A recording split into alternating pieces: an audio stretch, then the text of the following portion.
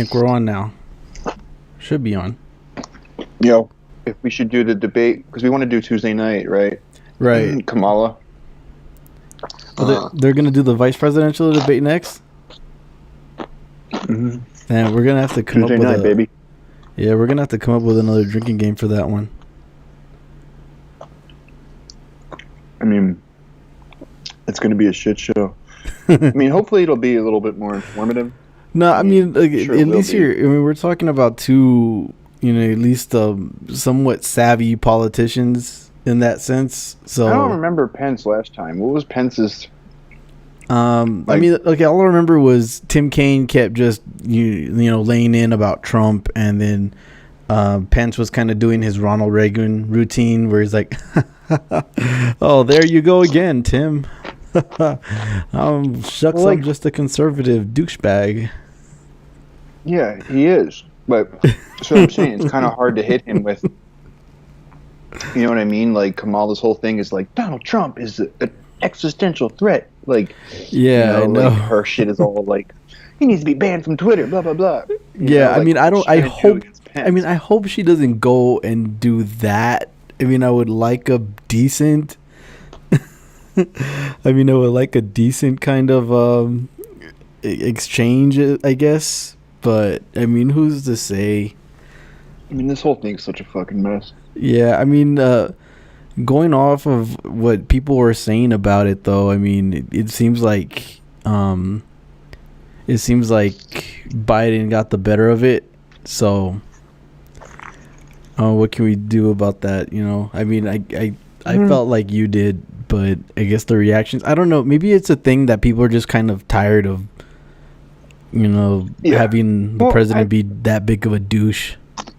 Yeah, like Kyle always says, man, it's like he's a good bomb thrower, but he's not the kind of guy you want when shit gets serious. Yeah, and I think, and right now, I think everyone's kind of way down. Everybody's worn out from COVID and the civil unrest, and everybody's, he's objectively making everything worse. I mean, top to bottom, such a shitty candidate because, but that's why another reason why Biden's so terrible. Like I've been saying all along, is he's not even capable of making the case against Trump and saying, you fucked up Portland. You wanted to do law and order bullshit. You sent the stormtroopers there, and it objectively made it worse. Well, I mean, you still try to make the doing claim this shit this whole time. Well, yeah, you still try to make the claim that it was make better. Everything worse. So I'm saying Biden didn't fucking do that. He kind of said it. I remember him saying it under his breath at one point, right. Made things worse or whatever. But he should have been clear. Your strategy didn't work. You made the problems in Portland worse. Same thing with COVID. He's making it worse. Yeah, I mean Are we just recording? We're on already, bro. We're live. Everybody can see you snacking up already. That was one of my favorite Trump lines. Which one? When they were talking about the suburbs, or what were they talking about? When they were doing the Law and Order part. Oh, and Biden was like, this guy wouldn't know the suburbs if it bit him on the head or whatever. Well, he started making a decent point on there. So much better than you. Well, I mean, he started making a decent point on there, but I mean, he just really contradicted himself at the end, didn't he? But let's see. Actually, let's see. Do you want to start with? Let's see. I got an idea for who we could start with. Let's see. Hey, everybody. We're getting closer and closer to Election Day now, and it is critical to remember that the strength of our democracy lies in the integrity of our elections, that every one of us has to have faith that our vote will count. But right now, there are still many states in our country that allow for something called ballot harvesting. This is a system that allows for third parties to collect and deliver ballots for other people, potentially large numbers of people. Unfortunately, ballot harvesting has allowed for fraud and abuse to occur by those who could tamper with or discard ballots to try to sway an election for or against a certain candidate or party. Now, our vote is our voice. So whether in the midst of a pandemic, as we are now, where mail-in voting is likely to drastically increase, or even in a normal election, no one should get in between a voter and the ballot box. Now, while some states have prohibited vote harvesting or ballot harvesting, many have not, which again allows for abuse from third parties collecting and mishandling ballots. This is something that we've actually seen happen in recent elections. Now, to protect the integrity of our vote in our elections, I've introduced legislation called the Election Fraud Prevention Act with my friend, Representative Rodney Davis. Our bipartisan bill protects the chain of custody for every one of our ballots by prohibiting funding from going to states that allow this practice of ballot harvesting to occur. This bill will actually encourage states to stop this practice that's ripe for fraud and that poses a serious threat to the integrity of our elections. And we urge our leaders in Congress to take up this legislation quickly to support and ensure the integrity of our elections. Yeah, Tulsi. Miss Tulsi Gabbard. Yeah, Tulsi. Wait a minute, did we lose our viewer? Yeah, I don't know. Now we got no viewers. Well, that's all right. Yeah, man, I'm done with her. I mean, I've been defending her this whole time. There were 3 people that I did start off the whole primary season supporting, and kind of even I donated even a couple times too. And oh, you did? Yeah, I donated to 3 people in the primary before asking for a refund from 2 of them. So that was Tulsi, Warren, Bennett, and Bernie, of course. So I donated. Delaney? No, I donated to Warren and to Tulsi. And you give money to Warren? Yeah, I did before asking for a refund after, she turned snake. Because I figured at worst. Oh, did she ever? Yeah, I got my money back. Did you ever get that back? Yeah, I got my money back from all of them. Fuck yeah. Yeah, so why don't you break down a little bit about why Tulsi was getting some attention today?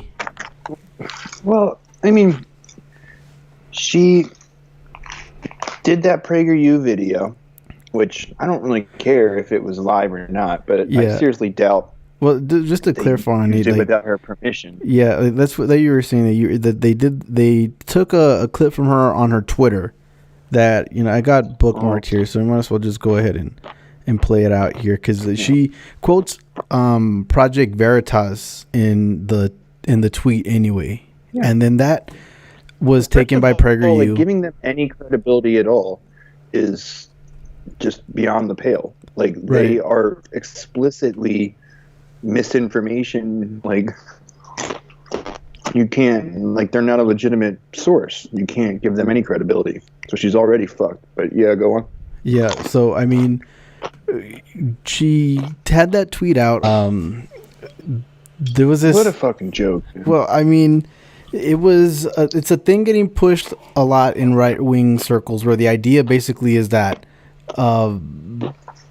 ballots are getting picked up and some are getting thrown out to favor a partisan directive, right? It's all conjecture, though. There's been no evidence, as any election fraud ever. Their only cases on record is right-wingers doing it. Right. It's not a thing that the left does because there's more Democrats than there are Republicans. It's they don't. That's why there's so much voter suppression going on the right. Well, I mean, we know about gerrymandering and all that happens. I mean, it's something that each party does, but I mean, it's done to a greater extent by Republicans. It just is. Do the Democrats gerrymander? I don't think they really do. Of course they do. They gerrymander districts, and then they have lifelong incumbents. That's why so many of Joe Crowley's seat, for example, it's a gerrymandered district, but AOC was able to unseat him, and then. What do you mean? Why would they need a gerrymander in the city? They're going to get. Not going to be any Republicans in New York. I mean, I think there are, but I mean, or even what's his face, the one that Cory Bush defeated.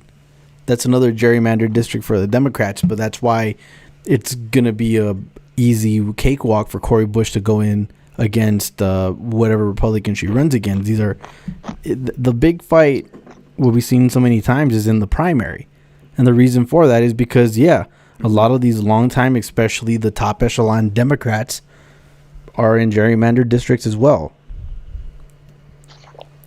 I don't think they do that. Like, they haven't been planning on fending off primary challenges, though. That's a very new phenomenon, Right. But they don't do that for primary challengers. Obviously, gerrymandering isn't effective for primary challengers.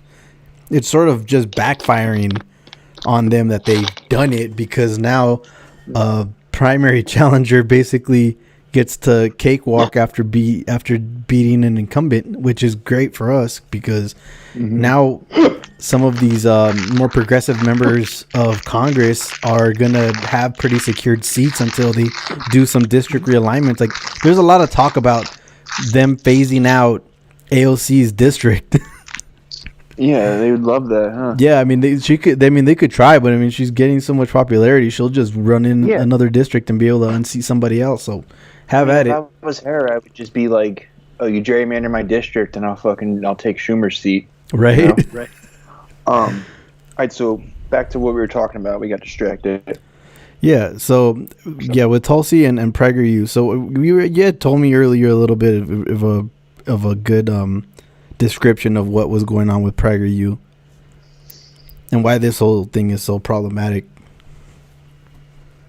I mean, they're like the Koch brothers funded, like they do like the Ben Shapiro thing. They try to make it seem like there's, some sort of like facts and reasoning behind these far right positions that are, they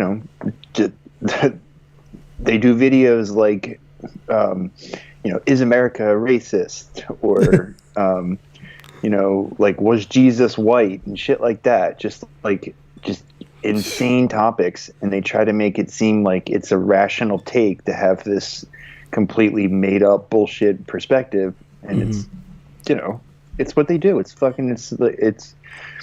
the thing the Koch brothers have been doing for decades, right? They like astroturf these fake movements where they get a kernel of truth, and then they build out on it and just have misinformation, and it's they're well paid, so there's a lot of people do it. Right. So, I mean, okay, so if you want to make a limited defense of Tulsi, and you can say that her tweet may have just been stolen without her permission or whatever else you want to go ahead and say. It's like she knows, she's not an idiot. She sees what Trump is doing. No, I'm sure. That's what I'm saying. I'm sure about that, but there's no reason for any Democrat to give any credence to this whole like election fraud narrative that the chuds are running with.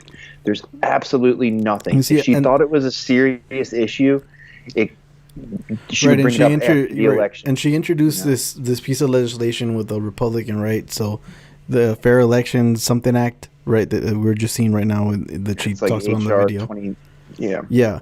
But the other part about that tweet that she sent, the actual tweet, was this Project Veritas thing, which the whole intention is to go and it's some activist group against election fraud, right?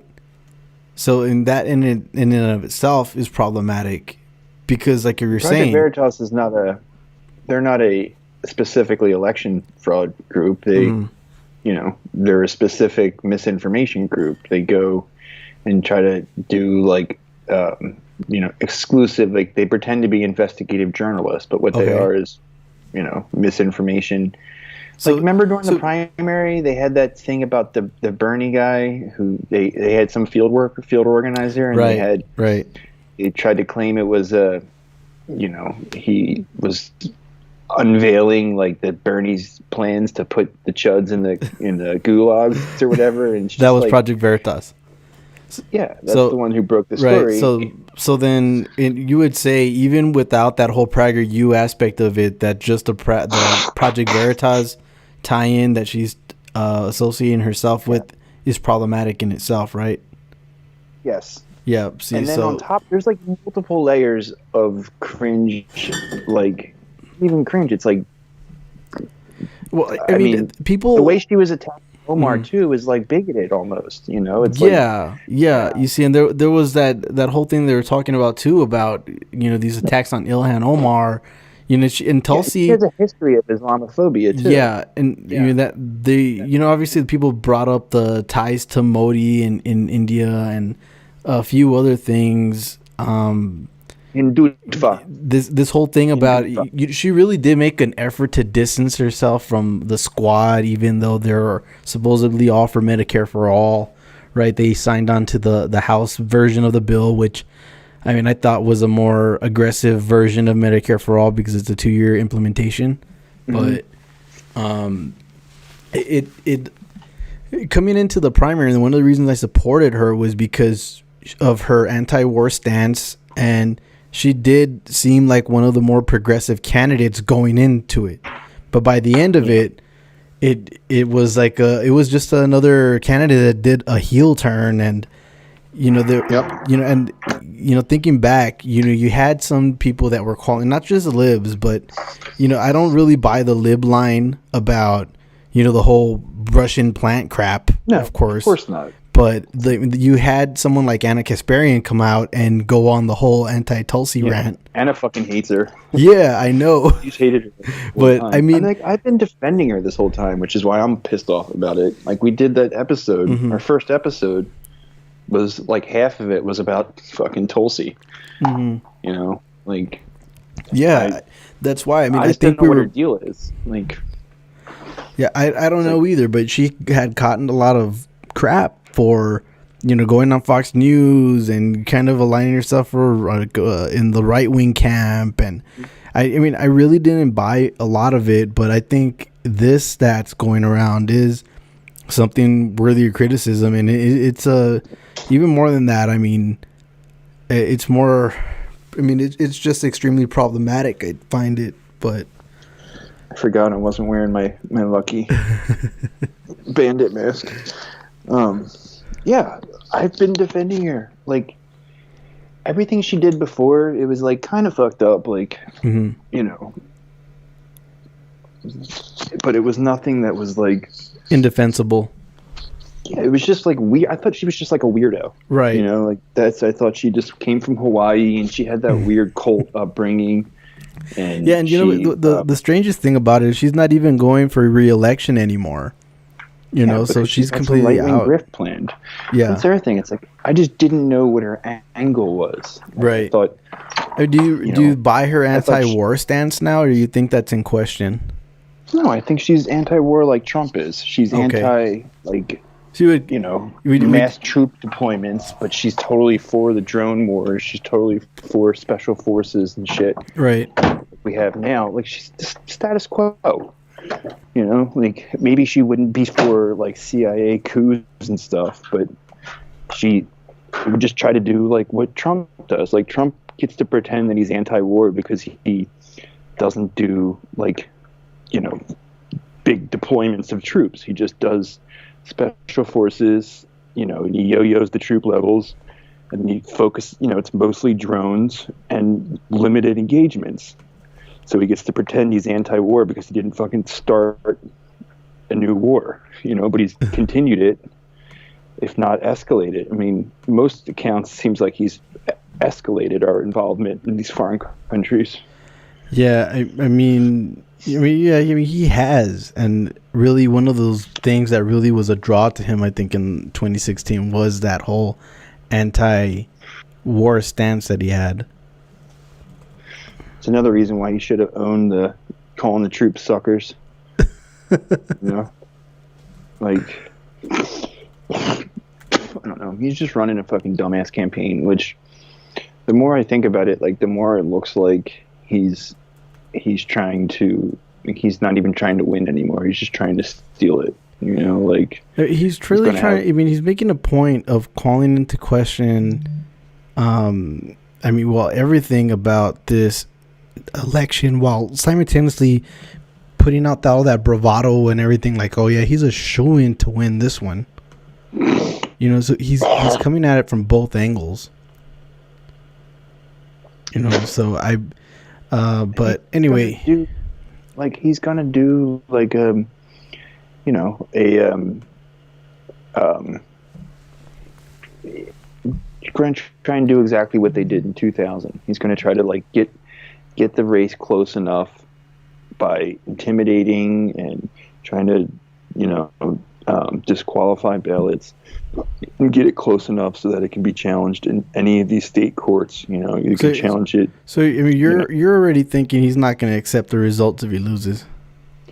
No, I mean, I think this is his plan. His plan is to try to like keep the shit close and get it to a court somewhere, and then have like say Texas maybe, right? Like have challenge the counting in Texas or something, because Texas would swing it, all by itself, or Florida probably, one or the other, and get them to put something to the federal courts and try to get a ruling in his favor, and if not that, at least like delay it long enough so that it because that's the thing, is like the challenger, like Biden's team, has to keep insisting that it was bullshit, right? All for 2 months or whatever, which is it's tough to do in the media too, like especially with as weak as the Democrats are. Like they can't stand by any of their positions. They're constantly backing down whenever there's any kind of challenge from the right,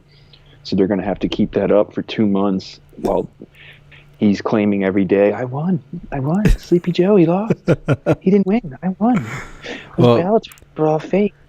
The next thing I wanted to go ahead and cover into was this hearing that's been going on. A couple of people have been getting a lot of attention for their questioning and everything. I'm going to start with Miss Katie Porter. Do you know what this number is?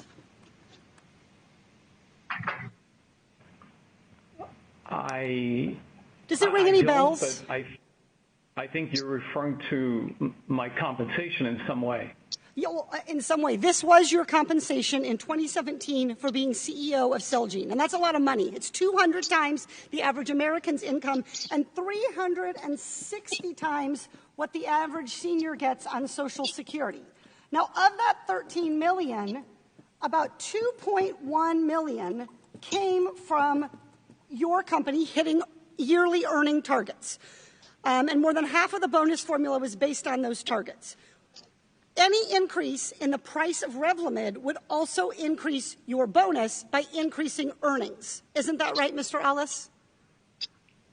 If revenues increased and expenses did not, then earnings would be enhanced. Thank you.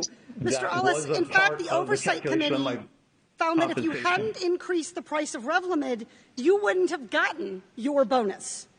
Mr. Ellis, do you know how much you personally received in bonuses over 2 years, the last 2 years, just because Celgene raised the price of this one drug, Revlimid? I receive very generous compensation, but I don't know the exact number that you're referring to. In fact, you personally received $500,000 personally just by tripling the price of Revlimid. So to recap here, the drug didn't get any better. The cancer patients didn't get any better. You just got better at making money. You just refined your skills at price gouging. And to be clear, the taxpayers spent $3.3 billion on Revlimid. What I'd like to do now, Mr. Bradway, is I'd like for you to please explain to the American public why you and 4 other executives deserve to pay yourselves tens of millions of dollars each year. I've got an empty whiteboard ready to take down your justifications. Right. I recognize that that's a considerable sum of money. I would, of course, point out that I don't have any direct input to my compensation. That's derived by the board, and it's forward to a vote of the shareholders. Have overwhelmingly supported the compensation package for me and the other named executive officers. Reclaiming my time, sir. Do you not know why you're getting hundreds of millions of dollars, tens of millions of dollars a year? What is the justification? I'd like to show the American people. Yeah, our compensation is consistent with competitive positions at other companies. Mr. Bradway, like reclaiming my time. The other guy gets paid too much too isn't a justification. I'd like to hear what you do to deserve $124 million in salary, you and your top 5 executives, over a 3-year period. Well, more than 90%. Gentlelady's time has expired. The gentleman may respond to her question. Okay. More than 90% of my compensation is based on performance measures that include how our shares perform relative to the market, and our compensation program is aligned with that of our owners, our share owners. And so a large part of my compensation reflects the fact that we've been creating value for our share owners by advancing innovative medicines like those that we have on the marketplace today. I wish you would focus on creating value for sick patients, Mr. Bradway, not just your shareholders. I yield back. As Pharm exec for indiscriminately raising the price, to even more price gouging levels of a drug that the federal government had spent $2.4 billion or over $2 billion in federal money had gone to developing the drug. So they can't claim R&D costs. They can't claim any of that. It was something about $3 billion that was put in by the taxpayers. But what Katie Porter just did on the hearing was first she wrote down the CEO exec's compensation, which was like $13 million, and then she went on about how the price for this particular drug was a multiple sclerosis drug, I think it was what it was, but how the price of that drug had tripled without any relevant changes to the drug at all. But the idea was that if the CEO was going to hit certain bonuses or certain markers in terms of profits, then he would get a bonus paid out. So that what he did to go ahead and reach those bonuses was just triple up the price. The cost stayed the same, and the only one that ate the bad part of all that was the consumer, the people that need the medication. And so she just basically ripped him a new one. And after that, Rashida Tlaib went in on another exec. Thank you so much, Chairwoman Maloney, for this important hearing and for our committee staff for all their hard work. Mr. Schultz, I'm sure serving as the CEO, you may have little to no contact with how your actions hurt real people, like my residents in 13 District Strong.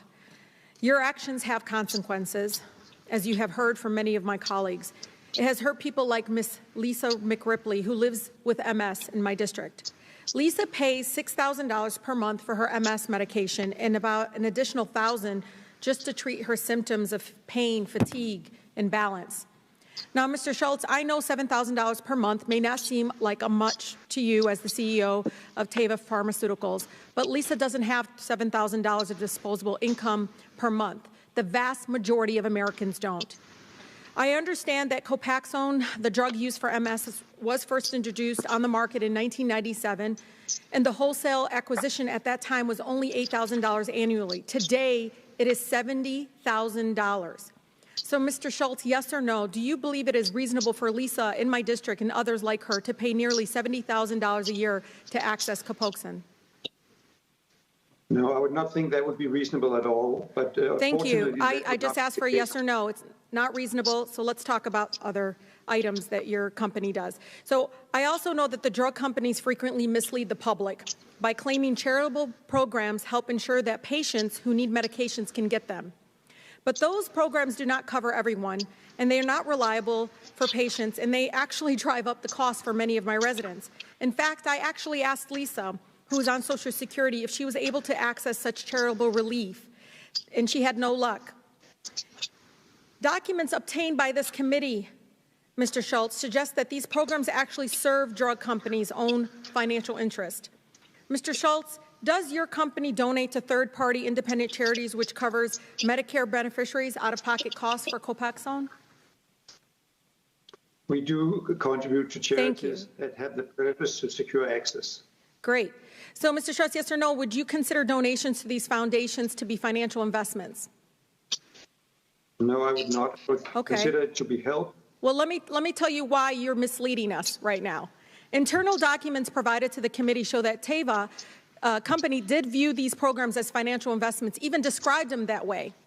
In your own 2008 Copaxone work plan, which is Exhibit 37, in your materials estimated that the company would lose over $11 million in sales if it reduced its, quote, investment in Medicare Part D grants by $44.3 million, as you can see here. The work plan also estimated that Copaxone net sales would decline by $45 million in 2011 if your company were to, quote, eliminate Medicare PAP investment. So, Mr. Schultz, it seems that Teva company expected Copaxone sales to decline if it decreased donations through these grants. Is that correct? This is more than 10 years before I joined the company, and no, it's pretty clear. It's pretty clear, Mr. Schultz. In my district, Mr. Schultz, we call this a side hustle. Your pharmaceutical company makes these so-called charitable donations so you look like you give a shit about sick people. But in reality, these are just another scheme by your corporation to make money off of sick people.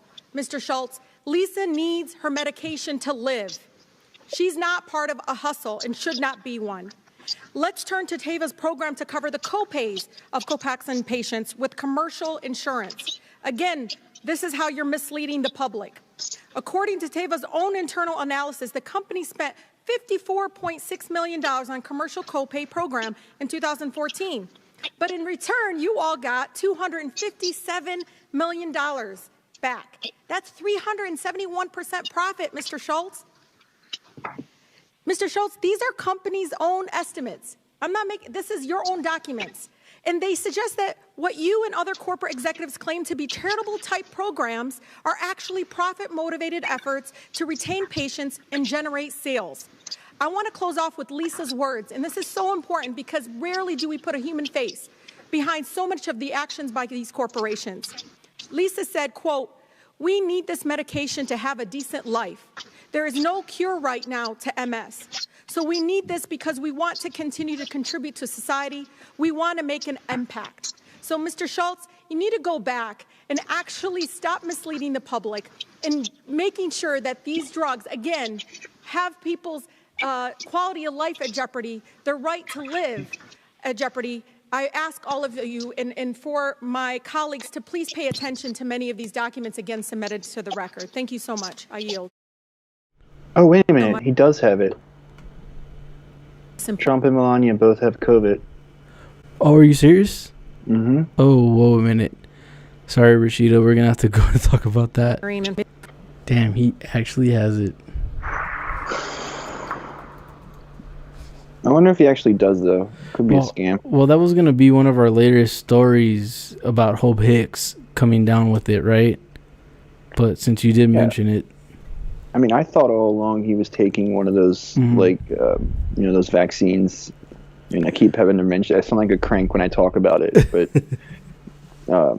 the doctor they had on Useful Idiots a few weeks ago, he says, he's a very renowned virologist. He, was the one who isolated HIV back in the 80s. He said, the way vaccines work, there's the antibodies and there's two aspects of it. Yep, he tweeted it. He said he did. That's nuts. I mean, yeah, he's been fucking asking for it, right? I mean, he was bragging about. Do you think he's gonna be symptomatic? I mean, what's the speculation on here? I mean, I don't know. I mean, I think he's obviously got comorbidities, right? He's got. I mean, he's obese. That's the first thing, and there's been a correlation of people being obese and coming down with really harsh symptoms. So he's literally one of the worst people alive. He's a deplorable human being by any stretch of the imagination. If anybody deserves to die, it's him. How many people has he consigned to death through, intentionally and recklessly? Stunning news. The President of the United States now confirming to the world that he and the First Lady of the United States have both tested positive for the coronavirus, and they will quarantine. The president. Here's the thing. So he gets to take a break from the campaign trail or whatever and hide himself, which at this point might not be the worst idea, because every time he goes out in public, he says something crazy. So he gets to fucking chill and let Pence take over. I think it'll be at least a neutral, like, he's not going to suffer, like, he's not going to suffer for it, right? Like, he's not going to hurt himself by taking a break from the campaign trail. Yeah, I don't think so either. But I mean, like, in terms of his actual health, you know, what you're talking about is he does have a lot of these comorbidities. So, and I'm not sure. Maggie Haberman says people noticed the president's voice was raspy today.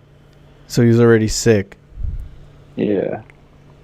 He blamed a law enforcement or military member for giving it to her by insisting on hugging her. I mean, that's just like him to go and blame somebody. So it's not all that surprising. Well, I mean, the story came out because of Hope Hicks and everything. You know, because she was the first one that tested positive. So it's not like this came out of nowhere. And more than likely, one of his aides is the one that ended up getting him sick. So, just to pull this story up. What's up? I mean, it was definitely her. I mean, she flew on Air Force One with right. him. I mean, she's probably infected any number of them, and he has not been the most careful person when it comes to this. So it's not a complete surprise. You know, it's just not a surprise at all. So, yeah. I mean, as far as his general health and well-being, I know a lot of people are going to feel like fuck it, let him die or whatever, but it still is a big deal for the country to have the president go ahead and have this shit, especially so close to the election. But, like, will it change anything? Will it change it? I mean, if he ups and dies in 2 weeks, I think it changes a lot. Yeah, I mean, if he dies, yeah, but I don't think he's going to die, right? Like, I mean, who knows? Caught it right away, right? Well, yeah, he caught it right away, but I mean, you can catch this thing right away, and it can still be an enormous health risk, even if you have all the money in the world and all the access to whatever. So he is over 70 years old. He is obese. He has a poor diet. He's on speed pills or whatever he's on. It's a risky proposition for him to have it, I think. Yeah. You know, I don't think that's saying anything people don't already know, but it's not a great, it's not good for him. It's not good news for him at all. I mean, I think it's a serious health risk. Yeah. I mean, yeah, who knows? Like I said, I think he'll have every medical advantage. You know, I don't think I think, you know, this is probably he's best suited to survive, you know? Like, he's going to be, I guess, every dependent doctor, every treatment, every experimental treatment, like. Right. Mr. President, I'm literally sitting here crying and throwing up at this news. You are the bravest man I have ever seen. Who's saying I named this? my first son Donald after you. If anything happened to you, I don't know what I would do. Thank you for ending racism. Wait. Who said this? He's got to be a troll. Yeah, I mean, I'm assuming it is, because that's just too much even for a chud.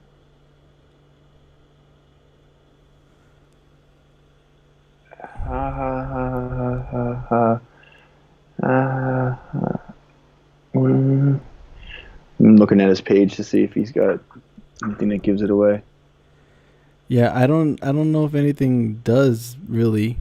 So, yeah, no, he's. Oh wait, I haven't got a chance to test out my new sound effect. So you got to say it again. You know, Trump has tested positive for COVID.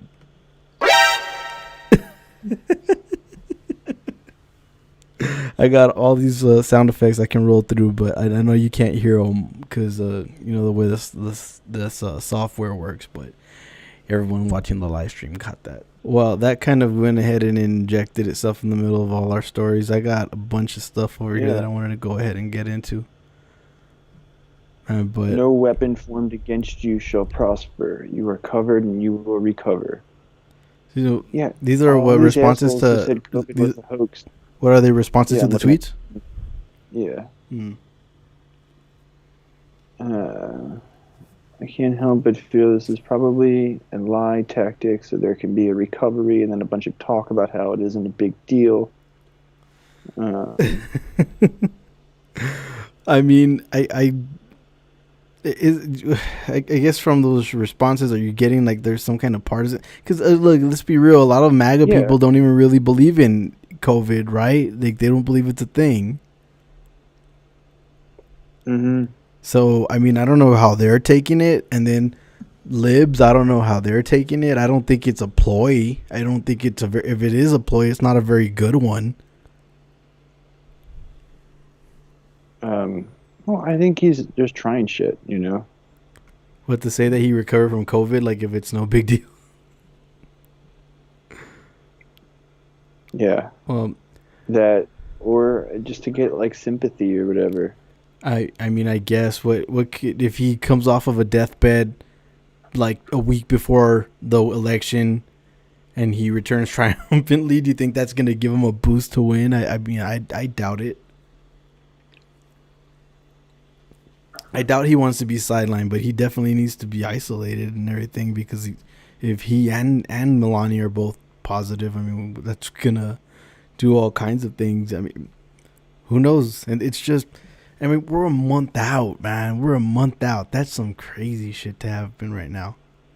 You know, you got the tax returns that just hit, and then you got them testing positive. That's nuts. Oh, man. Well, I wanted to go ahead and play this clip about Ted Cruz because people were talking about him too. But seems like everything's kind of taking a back seat due to this crazy ass announcement. Thanks, Trump. But all right, let's just go with it. Give me CCs of the presidential bleach stat. All right, let's play this Ted Cruz clip for everybody. To get on it when you have power. How about tell your brother to get on it? My brother will stand for his own record. Why don't you talk to the president the way you talk to my brother, Ted? You afraid of him? You think he'll smack you down at home? Oh, is that yeah, what it is? I'm like he's shut you up in the primary? You guys not are the really Cuomos. tough. I'm talking about the president. My brother's not the president. I'm talking about the president, the one who called you a liar, the one who said your wife was ugly. That guy, you know the. I just played the clip from Cuomo, where, I mean, I think he pissed off Andrew, or was it Chris, actually? I think he pissed off Chris Cuomo pretty good there when he started talking about his brother, and then that's what prompted Cuomo to kind of go in on Cruz a little bit there. But, I mean... Yeah. those Cuomo, those Guidos, what do they call him? What's the name he hates? Well, Fredo. Oh yeah, those Fredos, they really get testy. When they get insulted. Yeah, I mean, it seemed like that's the way it came through, and then like a little while later, I guess a little while after this, Ted Cruz started kind of going after a few people that he considered radical left. So you have a meme that he tweeted out with Ilhan, AOC, Elizabeth Warren, and Markey. It looks like Cuomo, Ayanna Presti's in there too. Adam Schiff says, "Welcome to the radical left," and then he proceeded to get ratioed and retweeted by AOC. Her response was, "I must say, Ted Cruz making poorly executed memes while riding in the quiet car of the white supremacist express is pretty on brand for both him and 2020. Yeah. I mean, one of the best things on Twitter is to see Ted Cruz get dunked on because he's just such a freaking douche, man. Well, like, I see that shit. Like, they do this on purpose, right? Like, they constantly try to pretend that the Democrats are so far left, right? Because they're doing politics, right? Like they're trying to move the Overton window or whatever like trying to make it seem like the Democrats are so far left and they're being reasonable centrists or whatever, when, you know, it's clearly they are one of the furthest right-wing parties in the world, not just the country. Like, they're very far right. Like, objectively, it's like a few others, like, you know, there's like the explicitly, you know, like neo-Nazi parties in Europe, and, you know, there's you know, Bolsonaro's party, but like they're, you know, they're very far right.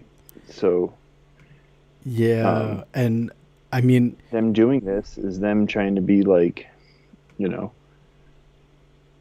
like what like we're being, you know, we're not doing anything bad, it's the other guys or whatever. Yeah, and I think it's a, you know, it's a good strategy. It's good politics for them.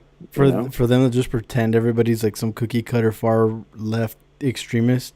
Yeah, to pretend that, like, you see the picture on that train thing we tweeted too. It's like Adam Schiff and all is on there. It's like, yeah, I mean, it says the list of corporate Dems here. I'll blow it up so everybody can get a better look at what we're talking about here. But I mean, yeah, look at this thing. It's completely nuts. I don't know what you mean. It doesn't make any sense for him to be talking about the things that he. I mean, it's what they do. They try to turn the left, or they try to turn Democrats into some kind of caricature. I mean, that's, like I said, it's good politics. It's the kind of shit the Democrats should do, but they won't because they're, you know, controlled opposition. Yeah, we've seen that a lot, and I think, you know, AOC catches a lot of flack for kind of cozying up to a lot of the people that most leftists probably hate. But I think that's part of what you're saying. It's good politics. Yeah. Like,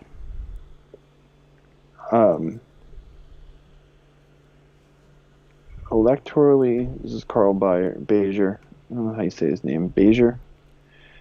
I get the Schadenfreude, but an electorally weak Trump being given a pretext to step aside and let Pence step in, a man who is both more electable and who would be, in my view, a more competent and therefore a more dangerous president, is potentially terrible news. Well, and I mean, Virgil Texas said Pence is not more electable. No, he's not. No. Pence would do worse than Trump. First of all, so I don't know. He's already doing poorly. I mean, he doesn't. Trump is doing poorly, and I think Pence would even do worse. So I mean, yeah. To me, none of that crap makes sense. And now Trump got COVID is trending on Twitter. Mm-hmm. All right. Let's see. I guess I don't. Do you think we can play Rogan on here? He's probably get struck down, right? No, I mean the clips that he puts on. You can play the clips that he clips out himself, like from Rogan clips. All right. Well, you know. All right. Well, there's one I want because this is something from a couple days ago, but I thought it was still interesting because he talked about Trump accepting his offer to moderate the debate. The Joe Rogan Experience. So how does a self-proclaimed moron Yeah. have the president of the United States? Well, he's clearly a moron too. This is the only thing that makes sense. Tweeting about you, mentioning you. When does him and Biden get here? What's not going to happen? See, what? Joe Biden's a smart one. He's like, well, that guy's a moron. I'm not going on his podcast. But if Trump, he's a smart one, we got problems. Trump is like, that makes sense to me. I'm in. That's basically the way he goes. He after that whole part, they go in about how we're basically fucked because both of these guys are terrible options. Yeah. But initially, exactly, they are. Yeah, but initially Rogan does go in about how horrible Trump is on his own, which I know had to disappoint a lot of people that probably thought Rogan was right wing or firmly in a Trump camp or anything. But the first thing he does in that video is come and say, well, Trump is a moron. Yeah. No, he says that all the time. Yeah, I know, but when what do you call it, when with Rogan and everything, the libs try to paint him as some far right, alt right personality. It only there's no world. I mean, that's more just to smear him, though. They do. I mean, they try to think he actually is that, but because they want to have. It's like calling somebody a racist. You know, it's like you paint them with that like icky vibes, right? So no one's like, oh God, I'm not gonna watch Rogan. He's far right or whatever. They do that shit. Like it's all part of their strategy to like. They're more concerned about delegitimizing him, right? Like cutting down his influence because he's the only person with a platform that's big enough to challenge the mainstream, like left and right, the partisan media spheres. So like he, straddles the middle. He's like, he's a regular guy. He just talks to people, right? It's like clearly that he's not full of shit. He's not doing propaganda. He's not doing any kind of like ideology. He's just calling balls and strikes, right? The kind of shit that like CNN claims to be doing, but they're not. Right. And I think the only real problem I've ever seen with Rogan is just that sometimes he's misinformed. But even when is, if he says something wrong, he has enough integrity to go ahead and say, you know what, I fucked up. I got this wrong. Yeah. Which is something that nobody in mainstream media would ever do. They don't ever admit when they're wrong, right? No, they have too much pride about themselves to go ahead and say that. But in all seriousness, though, I do think that Rogan actually might be the person to go and moderate these two assholes that we have up there. That they put on a shit show of a debate. I wasn't disappointed because I was expecting it to be a shit show. And I was expecting. What do you think would have gone differently if he had been, say, he had been Rogan instead of Chris Wallace? What do you think would have gone differently? I mean, okay, first of all, it's a different setting. It would have been in Rogan's studio, right? So there's no crowd to play through. I think it would have been a lot quieter, and I think it would have been something that Rogan would have been able to manage in a way where he would have probably said something. He would have got annoyed at Trump, first of all. So I would have felt he had at some point have done that shit if Rogan had been the moderator. Right, exactly. I think that Rogan has more of a presence in that. He would have kept his trap shut. Yeah, exactly. You see, so I think Trump is he is a Fox News grandpa. Like he probably thinks Rogan's fucking cool as shit. He probably would want to impress him and all. Yeah, so he would have started trying to play to Rogan and try to start saying. Different things to kind of butter him up, and if Joe didn't respond well in that sense, then he'd probably turn adversarial. In Biden, I mean, I'm not sure, but one thing that Rogan did say, probably take it easy on Biden too. Like he'd probably be more biased than most people would be because I think he would just go off of like limitations. Yeah, and I think that Biden probably would have came in with some kind of preconceived notions about who Rogan is and all that kind of stuff, but Biden has no clue who he is. Yeah, exactly. He would have just gone off of secondhand information. But one thing that Rogan did say about Biden is that for everything you want to say about him, he had the good sense to know not to respond to that whole exchange. What about coming on the show? Yeah, exactly. So he actually thought he had good sense by not responding to that whole invite. Or as people do. Like, Biden's strategy is literally, like I said the other night, is to say as little as possible. Like, his strategy is to only say exactly what he has to and nothing more, And that's what he's been pretty successful at, right? Like, who says, like, it's just like whenever it's the same thing as during the primary. Like whenever he talks, he says something dumb. Right. So his strategy has just been to say as little as possible. And, every time he does talk, he still says, like the way he like disavows the left and the way he's like buys into the Law and Order narrative. Like he's really bad at this. I thought like on that you know, I hate to keep coming back to the debate. We shouldn't keep coming back to the debate. We have a lot of other stuff to talk about, but the one part in that debate that I thought that Trump had a halfway decent attack on him was when he brought up the 94 crime bill. And he could have really gone in and played into that, and he just steered it back into saying that he's the real Law and Order president. But he's like Trump doesn't know, like he's trying to hit him with both. You know, he's trying to say that like you did the racist crime bill, but also you are a little bitch to Antifa. You know, like he's like trying to have both of these, you know, talking points, and they can't really coexist. But you see how it goes. Like nobody can call him on his bluff, right? Because he never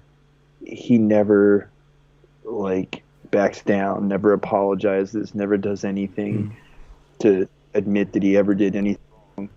So like it's, you know, what's he gonna do, right? He's gonna like keep with his side of the story. Yeah. So all right. So let's go to a different story, bro, because we keep coming back to that debate. All right. So this is one I wanted to talk about. Disney. Well, they just laid off amid fears from results from COVID and the pandemic. It's really hammered their theme parks, so they laid off 28,000 employees. They said that 67% of the employees that were laid off were part-time workers, and that the theme parks had shut down globally this spring as a pandemic hit, and the profit dropped from the company about 91% in the first 3 months of 2020. Damn. Now, that is from the worker perspective. From the executive perspective, the Walt Disney Company is restoring the salaries of senior executives to pre-COVID levels.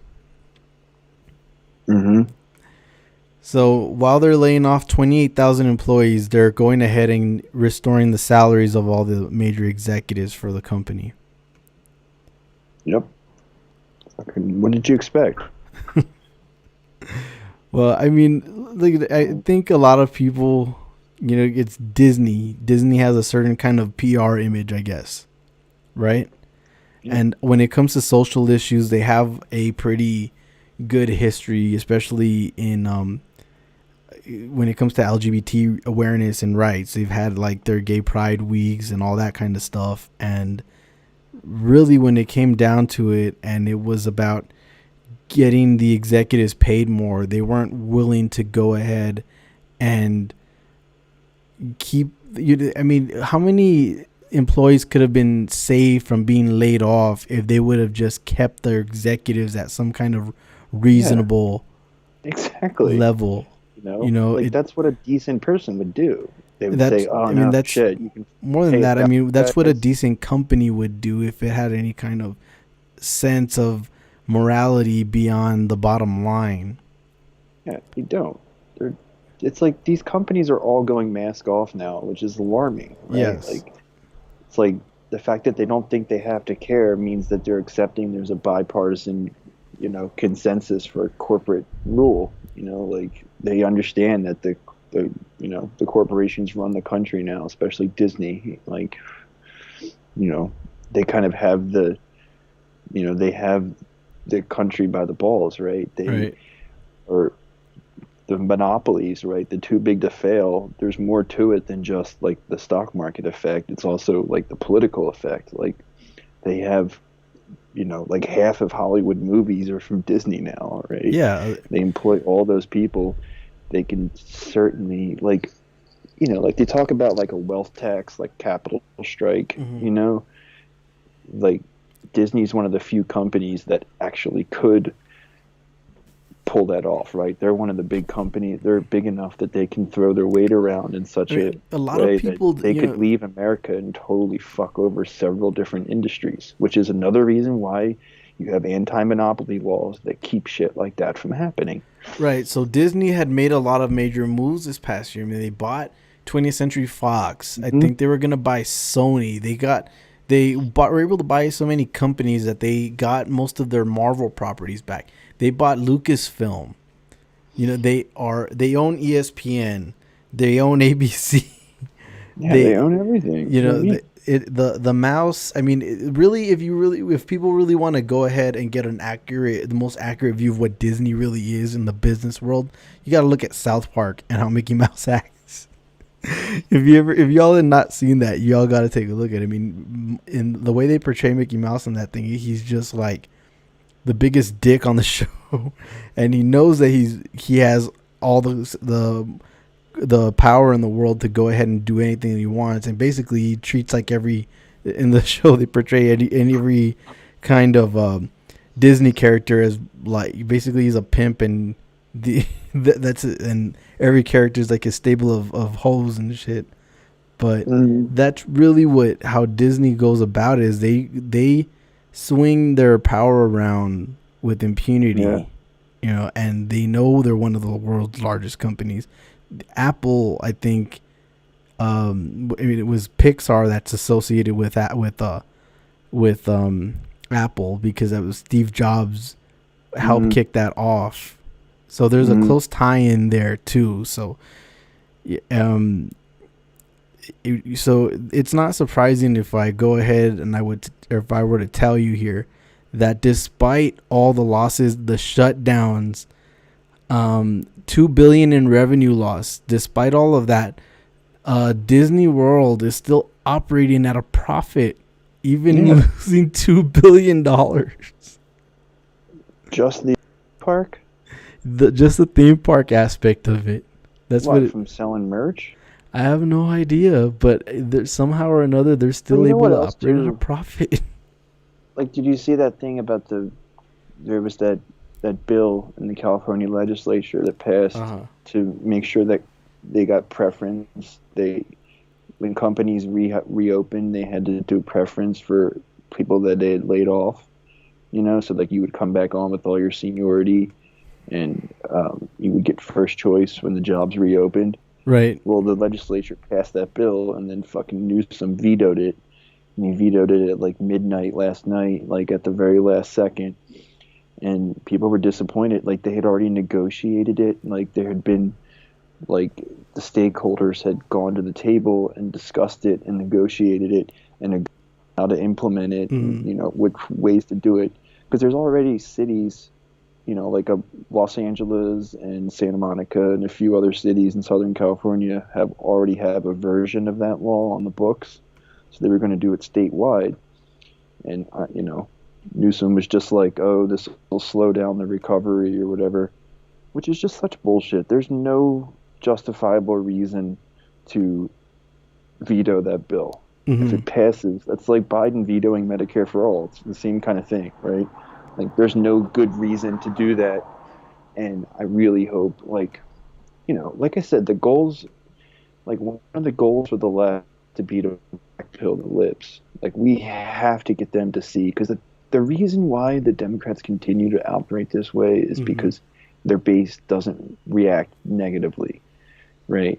We need to get them to see that these people are full of shit, like that they're not on our side.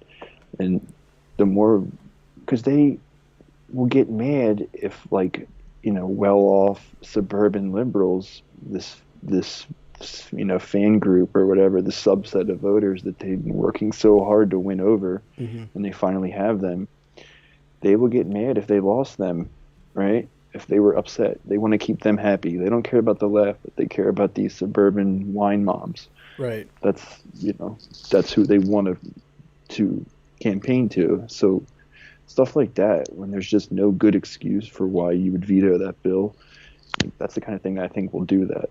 So, it sucks for all these workers. It's like you got paid, you've been working there for years, and you were getting like $20 an hour, and then COVID happens, you get laid off, and then if you get your same job back, they can pay you half that. How fucked up is that? Yeah. Well, all right. Completely unreal. Let's see if I can get onto this next story that I had. Well, secretly recorded audio tapes aired on CNN capture Melania and Trump talking about criticism over border separation policy. And recorded conversations aired on Anderson Cooper. The First Lady is heard expressing apparent frustration over having to work on White House Christmas decorations and receiving criticism for the Trump administration's policy on separating children from their families at the U.S. border. Her former friend and advisor, Stephanie Wolkoff, taped the conversation in 2018 after leaving the White House. So this is probably the story they had planned for tonight, like the Oppo drop for tonight.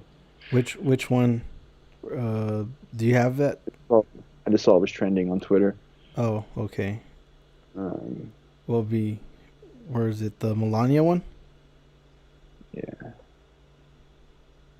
Here, I'll retweet it. Yeah, remember I can pull stuff up now, so. Here, I'll retweet it and you can pull it up. It's a lot easier when you're used to editing everything in post. Yeah.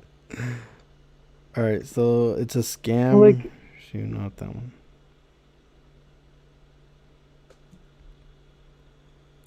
All right, where are you?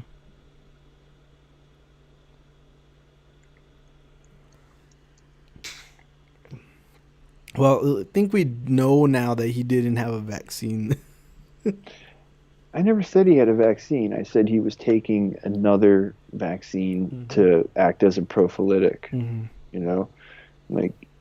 That's what I think those other vaccines can do, but I think he had a massive dose of it. They think that if you get exposed to more COVID, you have a worse case. Right. So I think he must have just been fucking breathing that shit in, and he probably banged that chick too, by the way. Isn't that Hicks, the you scuttlebutt? really? Yeah. Are you accusing the president of having extramarital affairs? I think I've seen other people say that, like that she's like the town slut, like all like the wait a minute, are you saying? Wait a minute, are you saying like you ever seen that movie Head of State with Chris Rock? No. Well, there was in that movie. It's Chris Rock is running for president. He's an alderman in Chicago. He's running for president. And like they don't specify parties, but you can kind of guess. Like the Democratic Party has him run, so that way the first this is before Obama. So they have him running as a ploy, so that way they can get black voters in the next election, right? Because this election is basically lost for him, so it's like a ploy. But in there, they had a staff member. He's probably a Republican then. No, because there's one that's like for big business, and the other one's supposed to be working class. You could tell. But anyway, there's a position, there's a staff position in that movie. It was what is it called? She was an executive VP. She was it was an executive liaison. That was her position. And they and then Chris Rock was like all confused, like what does she do? Oh, she sleeps with you. See, we got tired of getting wrapped up in sex scandals, so we just commissioned our own team of super whores. Yeah, exactly. I think that's what she is.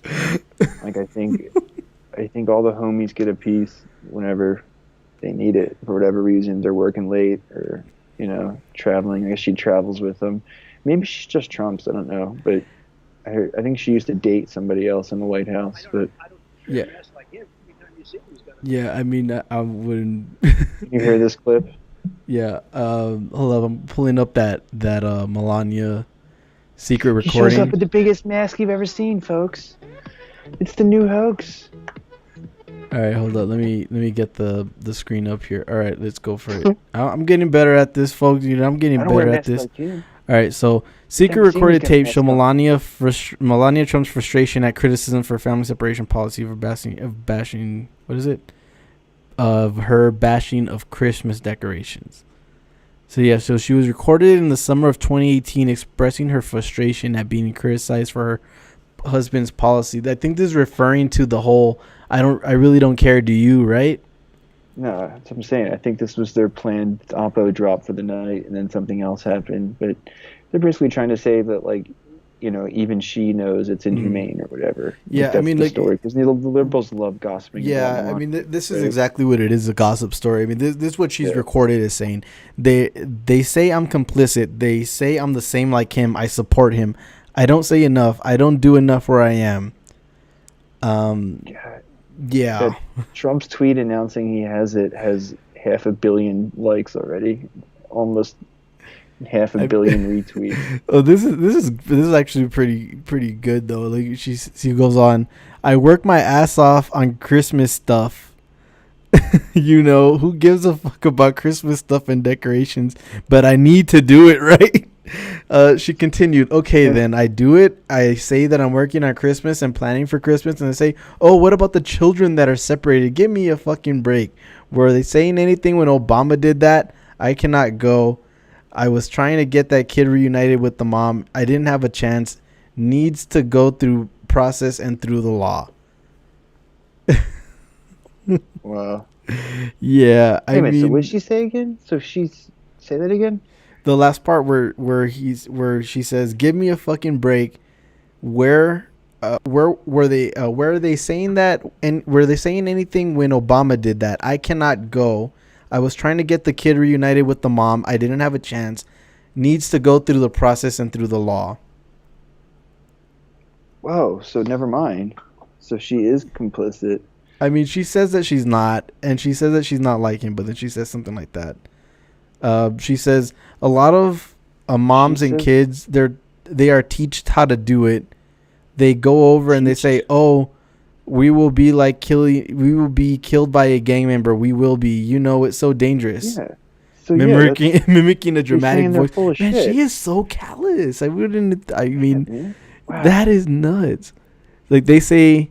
The kids, they this is like the kids. They say, "Wow, will I have my own bed? I will sleep on the bed. I will have a cabinet for my clothes." It's so sad to hear it, but they didn't have their own that in their own countries. They sleep on the floor. Melania Trump says on the tape, they're taken care of nicely there. But you know, yeah, they're not with their parents. It's sad, but when they come here alone or with coyotes or illegally, you know, you need to do something. Wow. Why are all these tweets in this weird language? Oh, I'm not sure. It said, oh, here we go. I think that as a mother, those maternal instincts in her were set off, and she did scare, Wolkoff said, but there is no husband to come, the leader of the free world, to discuss how she's feeling about that. So regardless of that, she steps in line and just decides that what she has heard and what she has been told is the rule of law in our country. Yeah, and then on the flip side, Melania said that the traditions of First Lady and President have gone out the window with this couple, and I feel that if there is so much that can be done, but again, no support, no understanding. So yeah, this is from that book, I guess, that came out about their whole deal. I mean, man. What did they say? They're already accusing them of. What were you going to say? Sorry. No, I mean... I'm just reading these replies. I can't help it. Yeah. Already seen a lot of vile comments from the left wishing death on the president and his wife. You have lost your humility and have become the very thing you pretend to be against. Hate in its purest form. Like, that's what their plan is. They're going to try to, like, rustle up sympathy for this fucking fat bastard. I mean, look, I guess it's just not in me to be wishing ill will on anybody. Fuck this guy, man. He's a fucking war criminal. He's like... They're all war criminals. Literally. Yeah, I know, but they're not gonna... They will not have any kind of legal repercussions for their genocidal behavior. None of them do. So, let fucking nature take its course. Like...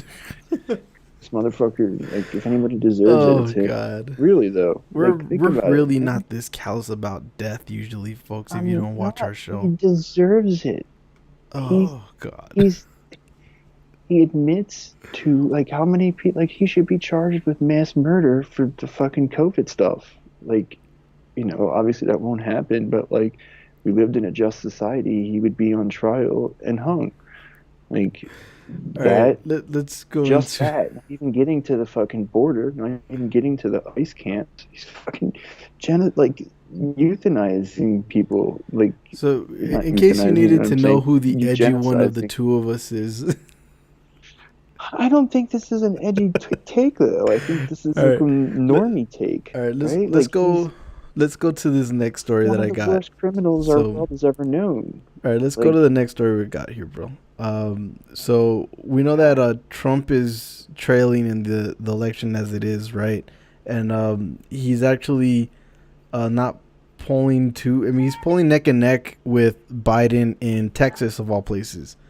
So Texas is a very historically red state, but it's really close, and a lot of it is going to come down to the mail-in ballots, right? That's what it's looking like. So Governor Abbott in Texas, he has let's see if I could just pull this thing up here really fast. Motherfucker, he just expanded it in July, right? Like I saw TYT did a piece on this in July. Yeah, here we go.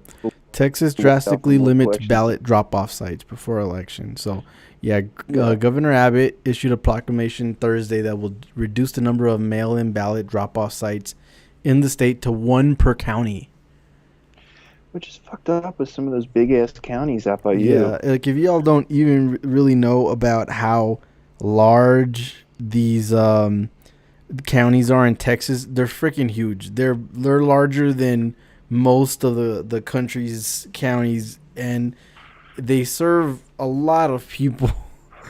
So the new rule is going to go into effect Friday. I mean, one mail-in ballot drop-off site in the state to 1 per county is ridiculously. It's gonna curve mail-in voting so much. The rule's gonna go into effect Friday. And they can't have ballot harvesters, so people have to drop their vote off themselves. Why can't they just mail it? Yeah, exactly. So it's clearly a ploy. I mean, they're worrying about losing Texas. If they're pulling this stuff in Texas, they're really worried about losing the state because it's usually a safe red state.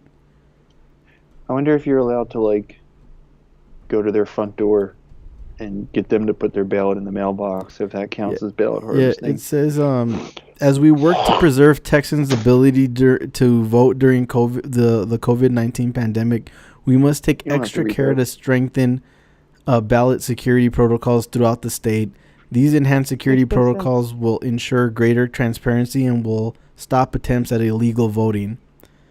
So, I mean, just to go back a little bit, we were talking about that whole thing with Project Veritas and the prior use stuff. I mean, it has real world implications because this is just blatant voter suppression. Yeah, but who's gonna fucking call them on it? The Democrats would actually have to sue them and do that. Yeah, I mean, I'd say they so. would never do that.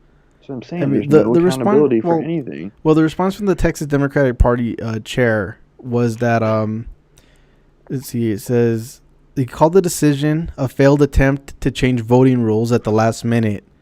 Texas Democratic Party official confirmed that a lawsuit was in progress, and the ACLU of Texas also strongly condemned the order in a statement, calling Abbott's decision another thinly disguised attempt to stymie the vote. So Texas is one of the only states that has not expanded vote by mail during the coronavirus pandemic, despite Democratic attempts to expand mail voting access in the state. In order to be eligible for mail-in voting, you must either be 65 years of age or older, disabled, out of the county on election day and early voting period, or in jail but otherwise eligible. So they did. So yeah, you have to fall beyond in one of those categories anyway to go ahead and get your ballot. And get your ballot. This isn't that big a deal. This isn't going to be dispositive. No, but it's still. There's not a reason to do this. There's not a reason to expand the access to mail-in voting either. It's just ridiculous. But during the height of a pandemic, to not even go ahead and expand any of these things, people it's are going to get ridiculous. Exactly, and that's why Texas is doing. Texas one of the worst states in the country now because of this. Oh man, you guys are fucked. Before we wrap up, I did have one more story that I just remember that I did want to get into. There was just to go into what I mean, we all are aware of the civil unrest that's going on. You know, the cases like George Floyd and Breonna Taylor, and the response from the people. And we have another incident that came out today in the case of, I'm going to mispronounce her name, but Shatean Cowley, who was arrested, and later the charges apparently were dropped. She was arrested by an officer, Levi Huffin, and he proceeded to hog tie her and throw her in the back seat and of his police cruiser with her head tilted down. And well, I have the video on here. We've been having trouble with the videos, so if this doesn't play, I'll just go ahead and play what I can. But here we go. Attempting to open my door and escape.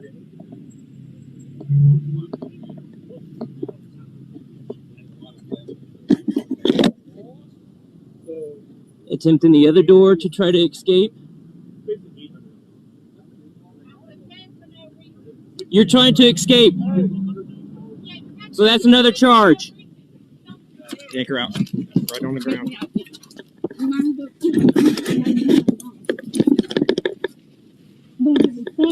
To me now. What you been in my foot for? No, get these cook ass police based up out your upper me. Cause you ain't gonna stay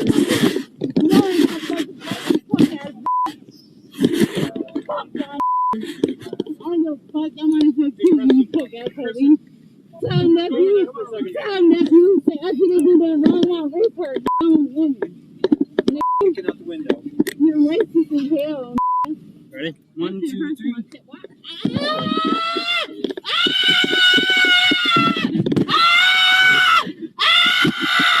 Who's your badge number? You fucking pussy ass. From the other side. You don't let this happen, bro. Hey, bitch. Hey, bitch ass cop. What's your name? I bet you feel good. You might as well come here and take my booty, nigga. You fucking racist ass cop. You fucking prick ass bitch. Yeah, you gonna hit me the whole fucking ride. I hope your kids burn in hell. I hope your mama burns in hell. I hope your wife burns in hell. I hope your dick burns in hell, you fucking pussy.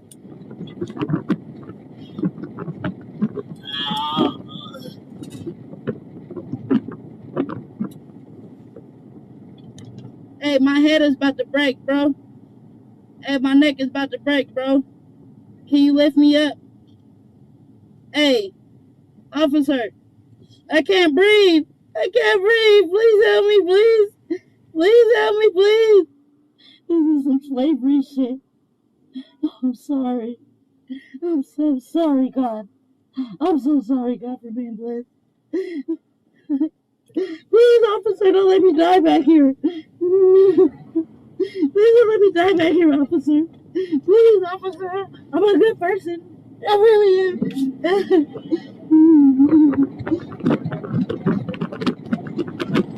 Go to you, officer. I'm dying back here. This really hurts, sir. I promise I'll be good.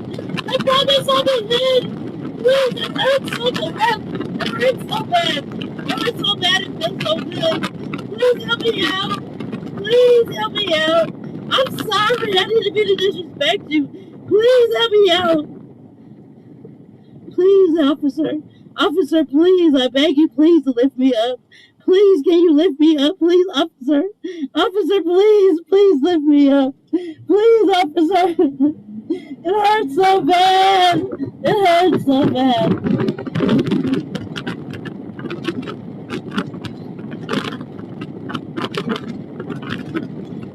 It hurts so bad. It hurts. It hurts. It hurts. I'll never do anything wrong again. I've never felt so much racism in my life. I feel sorry for my ancestors.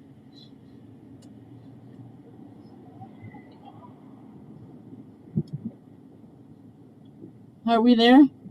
Can you please let me out? Are we there? Are we there? Oh, sir. Are we there? Sir. Sir. I can't see. My eyes are watery. Sir. Sir, I promise I'll be good. How many times I gotta beg you, master? Yes, will be good. Please help me. Oh, goodness. Please help me.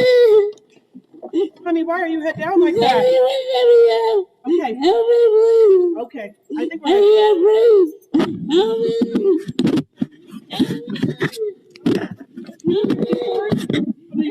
No, it's, You can't. Never mind. I'm getting crazy. you need some help? She slips down while they're driving the car, and then she's on her head and neck. And she goes in to say a bunch of stuff like, this is some slavery shit. And then she goes and says, I'm sorry, master. Oh, I did see that. Yeah. Yeah, I did see that. I mean, that's pretty standard. That's what the cops do to you. Like, I wasn't too shocked by that.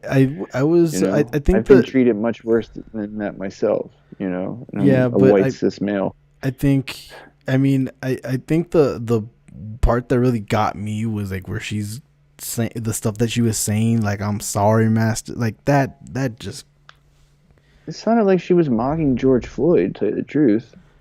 I don't know about that. Like, I don't think she, I mean, that's gotta. She said it like him. She said it in his voice. You know, like, And she not would- that I would get mad about that because I'm not that kind of person, but like, I mean, you know, like. I mean, it was really the kind of tough to shit look. It was really tough to look at, seeing her on the floor of that police cruise. And, you know, there was like one really rare thing that you get to see too was when they pulled up to the police station. One of the other cops that went and saw the way she was actually had like a pretty audible reaction, which was like, "How long have you been like that? Oh my God, what are you like?" It was like a real.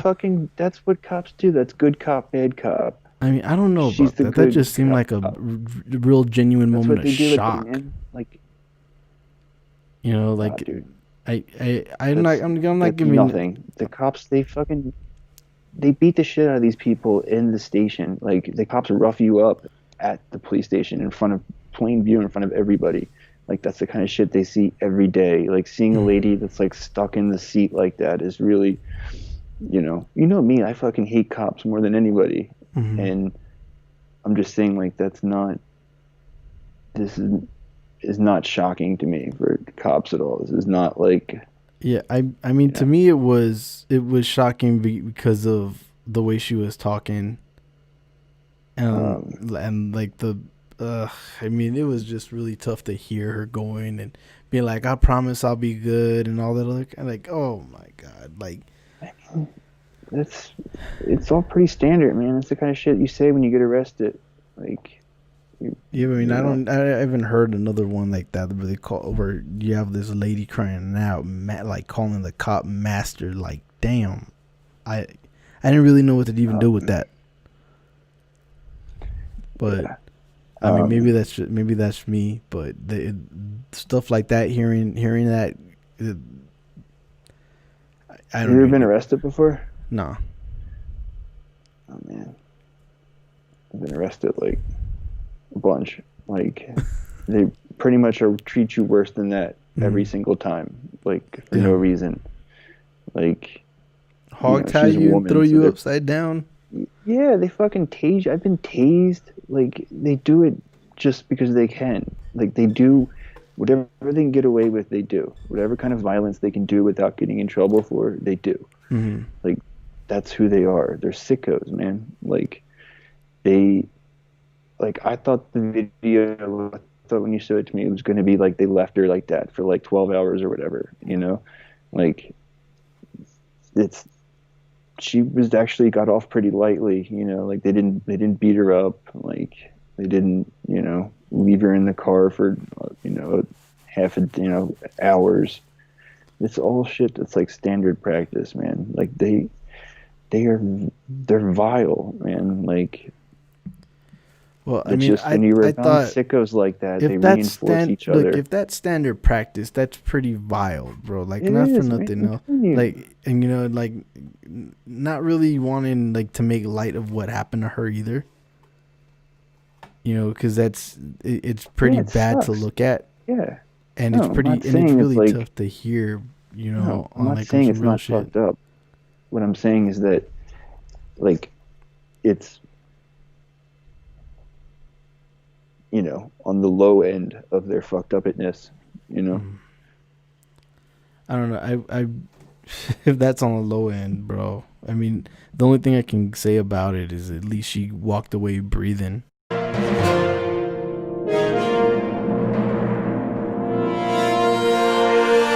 It's History Hour with Tony and Matt, where we talk about history. History time. All right, so here we go. Our history segment today has to do, and since we're in a time of global pandemic, one of our greatest, I guess, one of like humankind's greatest achievements was by this man, Alexander Fleming. See, I'll pull that right up here, and I think it's gonna work. That's right. So he was a dude that discovered penicillin and received the Nobel Prize in 1945. He studied medicine and served as a physician during World War I. And through research and experimentation, Fleming discovered a bacteria-destroying mold, which he would call penicillin, and it paved the way for the use of antibiotics in modern healthcare. And 10 years after he went ahead and got that Nobel Peace Prize, he passed away.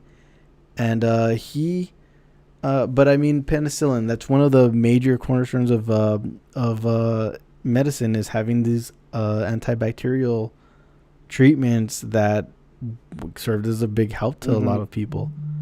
He had a plan on becoming a surgeon, but he was a temporary position in the inoculation department at St. Mary's Hospital, changed his path towards the new field of bacteriology. So he was studying bacteriology when discovered this type of mold. Now, apparently with this particular strain of mold, it's not like you could just expect it to grow. It has to grow under certain conditions. So the fact that he was able to go ahead and figure this out, it's one of those kind of shot in the dark kind of things.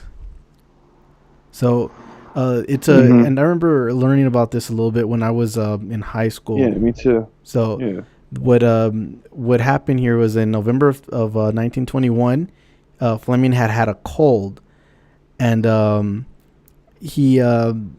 there was a mildly antiseptic enzyme present in body fluids. When a drop of mucus dripped from his nose onto a culture bacteria, thinking the mucus might have some kind of effect on bacterial growth, he mixed it with the culture. A few weeks later, he observed the bacteria had been dissolved. This marked Fleming's first great discovery, as well as his significant contribution to the human immune system research. Damn. Yeah, so here we go. Yep, so that is what happened. It was, well, not today in history, but about 3 days ago in history. So damn. I mean, what I I really wanted to pick up on this story a little bit was because, you know, you had a lot of major breakthroughs in the field of medicine during the 1900s when it came to penicillin, polio basically getting eradicated, smallpox getting eradicated, and you don't see us going and eradicating diseases in that same way anymore. Yeah, right. You know, they do treatments now. Right. Everything's about treatments, and I think there's more money for people in the for executives and for the billionaire class in the treatments than there is for actually eradicating diseases. Exactly. They pay, you know, one-time, usually taxpayer-funded development fee, and then they feed you the medicine for the rest of your life. Right, and you know that's why you see I do plan out these things a little bit, so that's why I really wanted to go ahead and talk about the whole pharmaceutical hearings, because you had people like AOC, like Rashida Tlaib, like Katie Porter, pointing out the greed of these pharmaceutical corporations and the CEOs behind it. I mean, the fact that they would triple the price of a drug that people rely on just to go ahead and meet a bonus for $500,000 for themselves. That's the kind of people that are behind the pricing. Like, imagine what they would have done at the time if something like penicillin was just discovered now. Watch what they do with the COVID vaccine. It's going to be the same kind of thing. That's what's probably. I'm sure they're working that out now. They don't want a vaccine. Yeah. No, they want a treatment. They want something that they can keep people on the hook for. You see the bills that are coming out from people post-COVID diagnosis. It's ridiculous. Yeah, it's so blatantly criminal. Like, it's just absolutely insane. It's so insulting that they let that go on. Like, these are the people who are supposed to, like, stick up for us, fight for us, and they're letting us get just hosed every which way from Sunday. Like, any kind of partially objective analysis would say that it's absolute. That's why I have no problem wishing death on these assholes. Like, seriously. Man, you really just want to make it about wishing death on these dudes today. How many lives, how much untold pain and misery and, like, deprivation and death have these people caused? Just any one of them. You know, they're literally the worst people in history. Like, think how many people we hear every year, multiple times, people dying trying to ration their insulin and shit. Like, these people are the worst of the worst. They're worse than the Nazis, or as bad as the Nazis. You know. Well, I mean, I think we have a lot of the times people in the mainstream media have a tendency to be hyperbolic like that, so I won't go that far. I mean, they're pretty objectively horrible. But think about what you're saying. Like, they have the calculations sitting there. Mm-hmm. They know, I'm sure, exactly to a person how many people will die if they raise the price of the medicine. Right. They know that. Like, do they even calculate that? Because I don't even know if it's worth it for them to calculate that. Yes, that's how they determine what the treatment's going to be, how much it's going to cost, how many dosages you'll need. All of this stuff is calculated. They know exactly the human toll their decisions are making, and they make these decisions over and over again. Not just them, like other companies, like pesticides and car safety. Like, we know that they have these types of what's the name of it? There's a name for it. Not derivatives.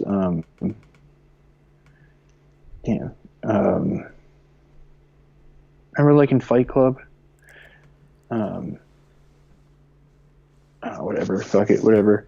Well, it's a science. It's like a. Oh, I know you're talking about, like, because that dude was an insurance dude, right? So they would calculate the risk of recall and how much they'd lose doing a recall for a faulty device versus the risk of letting people die and get sued, right? And there is that risk assessment. Yeah. That's what I'm saying. This goes on in every industry. All these executives are aware of how many people are dying from their decisions. And they're doing it anyway. Like, and the politicians too. Because they're taking the money. Probably have data. Well, you know what? When they approach you and say, we want you to vote yes on this bill, they know how many people will die as a result of that vote. All right. Well, Rachel Maddow, God bless the president and the first lady. If you pray, please pray for their speedy and complete recovery and for everyone infected everywhere. This virus is horrific and merciless. No one would wish its wrath on anyone. We must get it spread under control. Enough. Mm-hmm. Did Biden make a comment about it already? I don't know, but Maddow's trying to do the Maddow thing. Well, she's just trying to, like, cover her ass, right? Yeah, I'm sure. Say as nicest thing as possible as you can say, and well, yeah, I mean, I can get that. Well, since I don't want to leave everybody on the depressing story, I'm gonna try and play one more video here, just because. Play that one of the fucking coffin dancing guys. What's up? Yeah, Joe Biden hasn't tweeted about it.